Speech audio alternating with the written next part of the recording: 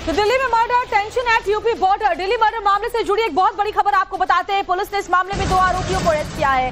नसीम और तारिक, इन 2 आरोपियों के नाम बताए जा रहे हैं जिन्हें गिरफ्तार किया गया। इसके अलावा 2 अन्य फरार आरोपियों की तलाश भी जारी है जिनके नाम है यामीन और कपिल। और इन दोनों की तलाश के लिए पुलिस जगह जगह दबिश दे रही है, पूछताछ भी की जा रही है। गिरफ्तार आरोपियों से 2 आरोपियों को गिरफ्तार कर लिया गया है। पकड़े गए आरोपियों के नाम है नसीम और तारिक, जबकि 2 आरोपी फरार हैं जिनकी पुलिस तलाश में लगी हुई है।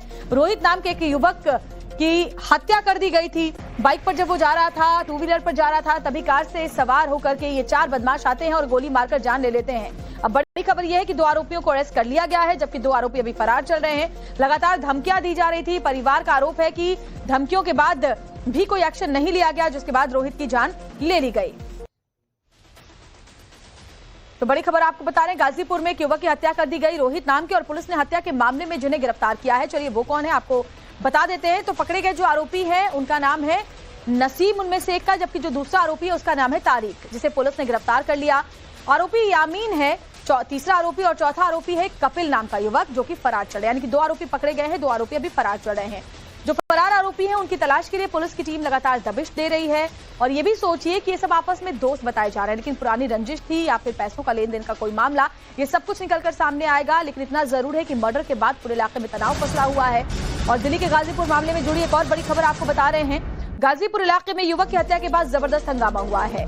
गुस्साए लोगों ने दिल्ली मेरठ एक्सप्रेसवे को जाम किया, आरोपियों पर सख्त से सख्त एक्शन की मांग की है। दिल्ली के गाजीपुर में युवक की हत्या के बाद से जबरदस्त बवाल लगातार मचा हुआ है।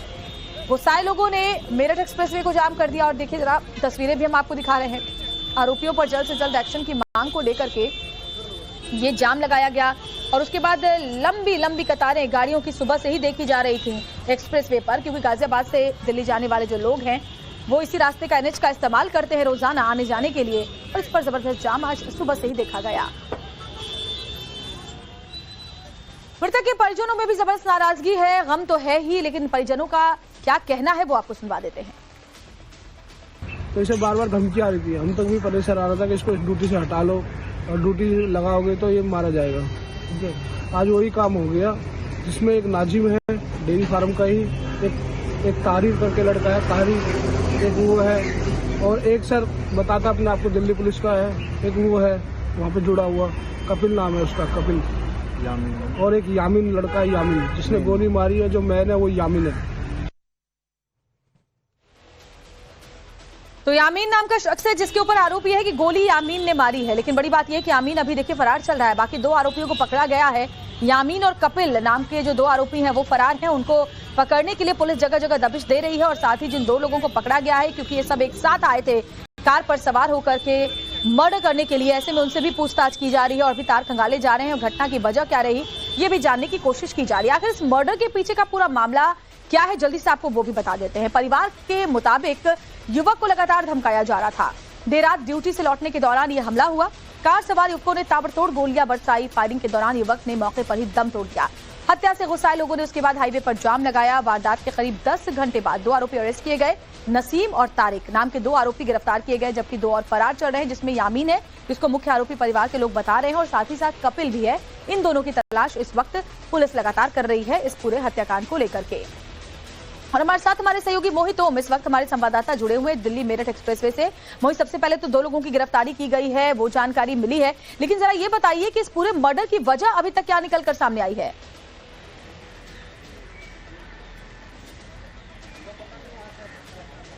देखिए, बताया जा रहा है कि रोहित नाम का जो युवक है वो गाजीपुर लैंडफिल साइट पर काम करता था, वहां पे मेंटेनेंस का काम करता था। लेकिन जो वहां पे वाहन जाते थे, जो लैंडफिल साइट पे ऊपर जेसीबी मशीन तो ट्रक जाते थे, उनमें चोरी का काम यामीन और उसके साथी किया करते थे। यामीन एक पूरे चोरी का गिरोह वहां पे चलाता है, और उन मशीनों, जेसीबी मशीन, बुलडोजर और जो गाड़ियां हैं उनमें से पेट्रोल चोरी किया करता था। और उसको रोकने के लिए रोहित ने काम किया था। रोहित ने कई बार उसकी शिकायत भी की थी, जिसके बाद से लगातार रोहित को धमकी मिल रही थी, ऐसा उसके परिवार का कहना है। और उसके बाद कल देर रात बताया जा रहा है कि रोहित अपने साथी आकाश के साथ 2 व्हीलर पर जा रहा था। उसी दौरान एक बेलेनो कार के अंदर यामीन और उसके अन्य साथी आए हैं, और उन्होंने 2 फायर करे, जिसमें एक गोली जो है वो रोहित को लगी है, जिसके बाद रोहित को डॉक्टरों ने मृत घोषित कर दिया है। फिलहाल जो परिवार के लोग हैं, जो आस पड़ोस के लोग हैं, वो हमारे साथ हैं, इनसे बात करने की कोशिश करते हैं। रोहित की क्या दुश्मनी थी जिसके बाद ये गोली मारी गई है? देखिए जी, दुश्मनी तो कोई नहीं थी इसके साथ में। और रोहित जो वहाँ का मेंटेनेंस गाड़ी का देखता था, और ये जो था यामीन नाम का जो था, ये बीसी है। इसने कई बार भी ऐसा हुआ है, सुनने में आया है कि खत्ता पे मार के आदमियों को गिरा देता था, उसका कोई पता नहीं लगता था। ये तो इत्तेफाक से गाजीपुर के ही पास में इसका पता लगा नहीं, इसकी भी डेड बॉडी का पता नहीं लगता। इसके कई केस हैं जो कि पुलिस वाले दबा देते हैं, लेन देन चलता है इसका। रोहित को कब से धमकी दे रहा था ये? रोहित को तो पिछले 5-6 महीने से धमकी चल रही थी इसकी, क्योंकि ये गाड़ी उसे तेज निकालता था और ये रोकता था उसको। तो जो डीजल की अवैध रूप से चोरी किया करता था यामीन और उसके साथी, उसको रोकने का काम रोहित करता था, क्योंकि रोहित वहां मेंटेनेंस का काम करता था, वहां पे कर्मचारी था और उसकी शिकायत भी उसने कई बार की थी। तो इसको लेकर यामीन उससे नाराज चल रहा था और बताया जा रहा है कि पिछले 5-6 महीने से लगातार उसको धमकियां दे रहा था। फिलहाल पुलिस ने इस मामले में 2 लोगों को गिरफ्तार किया है और 3 आरोपी बताए जा रहे हैं अभी भी इसमें फरार है, जिनकी गिरफ्तारी के लिए पुलिस लगातार दबिश डाल रही है। और पुलिस का कहना है कि इस पूरे मामले को वेरीफाई किया जा रहा है और जो सीरियस कॉल है, जो फोन डिटेल्स है रोहित की या यामीन की, उसको भी मैच करवाया जा रहा है, उसकी भी डिटेल्स निकाली जा रही हैं। फिलहाल 2 आरोपी इसके अंदर गिरफ्तार है, 3 आरोपियों की तलाश लगातार जारी है। बिल्कुल मोहित, आज सुबह से ही जबरदस्त ट्रैफिक जाम भी देखने को मिला मेरठ एक्सप्रेसवे पर, क्योंकि जो परिवार के लोग थे वो वहां इंसाफ की मांग को लेकर अड़े हुए थे और जबरदस्त जाम का सामना दिल्ली एनसीआर वासियों को वहां जूझना भी पड़ा। फिलहाल वहां को लेकर के क्या अपडेट है जाम को लेकर?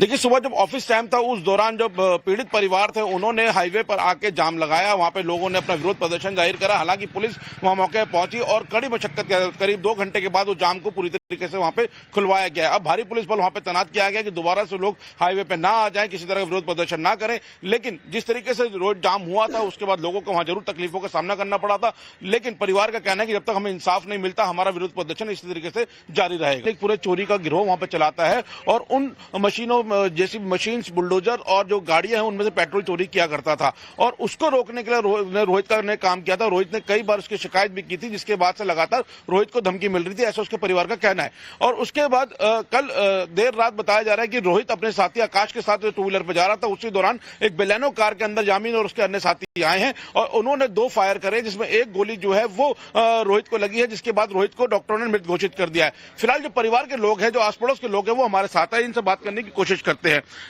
रोहित की क्या दुश्मनी थी जिसके बाद ये गोली मारी गई है? देखिए जी, दुश्मनी तो कोई नहीं थी इसके साथ में। और रोहित जो वहाँ का मेंटेनेंस गाड़ी का देखता था, और ये जो था यामीन नाम का जो था, ये बीसी है। इसने कई बार भी ऐसा हुआ है, सुनने में आया है कि खत्ता पे मार के आदमियों को गिरा देता था, उसका कोई पता नहीं लगता था।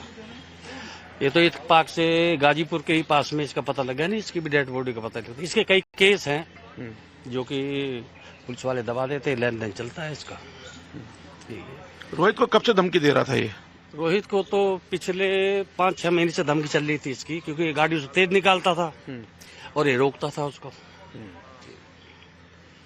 तो जो डीजल की अवैध रूप से चोरी किया करता था यामीन और उसके साथी, उसको रोकने का काम रोहित करता था, क्योंकि रोहित वहां मेंटेनेंस का काम करता था, वहां पे कर्मचारी था और उसकी शिकायत भी उसने कई बार की थी। तो इसको लेकर यामीन उससे नाराज चल रहा था और बताया जा रहा है कि पिछले 5-6 महीने से लगातार उसको धमकियां दे रहा था।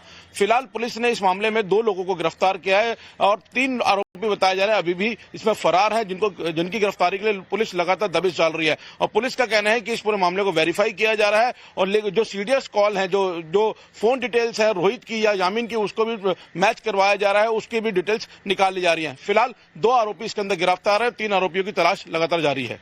बिल्कुल मोहित, आज सुबह से ही जबरदस्त ट्रैफिक जाम भी देखने को मिला मेरठ एक्सप्रेसवे पर, क्योंकि जो परिवार के लोग थे वो वहां इंसाफ की मांग को लेकर अड़े हुए थे और जबरदस्त जाम का सामना दिल्ली एनसीआर वासियों को वहां जूझना भी पड़ा। फिलहाल वहां को लेकर के क्या अपडेट है जाम को लेकर?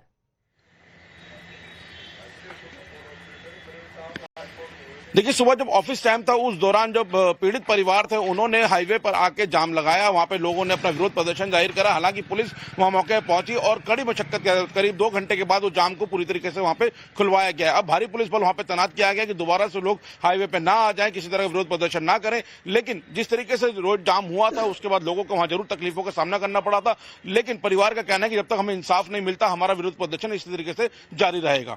जी, बहुत बहुत शुक्रिया मोहित, तमाम जानकारी हम तक पहुंचाने के लिए। आगे भी अपडेट इस पूरे मामले को लेकर आपसे लेंगे, दर्शकों तक पहुंचाएंगे।